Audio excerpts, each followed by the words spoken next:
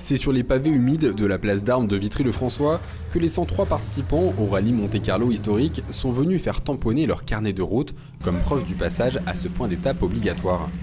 Devant un public nombreux, venu parfois de plusieurs dizaines de kilomètres, les véhicules français et étrangers ont conquis les courageux. Tous les ans, la ville étape, je viens toujours. Oui, on vient tous les ans. On filme nos virages et puis j'ai le mari qui est par là-bas qui prend des photos. L'année dernière, on était venus, mais pas aussi tard que ça. Là, c'est un plaisir de les voir les voitures rouler en face de nous avec le bruit. Et c'est les voitures de quand j'étais petit que mon père avait, donc ouais, c'est pareil, quoi, la nostalgie.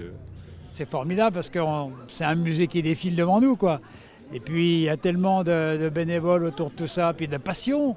Et puis on retrouve les véhicules, quand on était jeune, des véhicules qui nous faisaient rêver. Et c'est formidable de les voir vivre encore. Et puis c'est quand même un sacré engagement, un sacré challenge pour celles et ceux qui s'enregistrent comme candidats.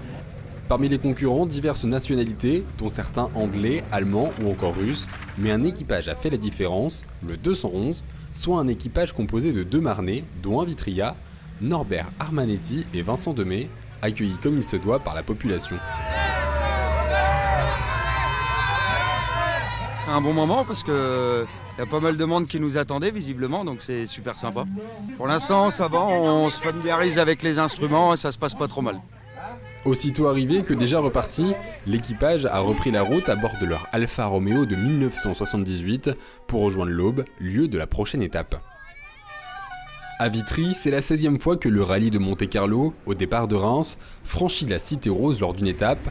Ce jeudi, ce passage s'est déroulé entre 20h pour le premier véhicule et quasiment 23h pour le dernier, avant de rejoindre Langres très tard dans la nuit, ville où il a fallu très tôt ce matin redémarrer.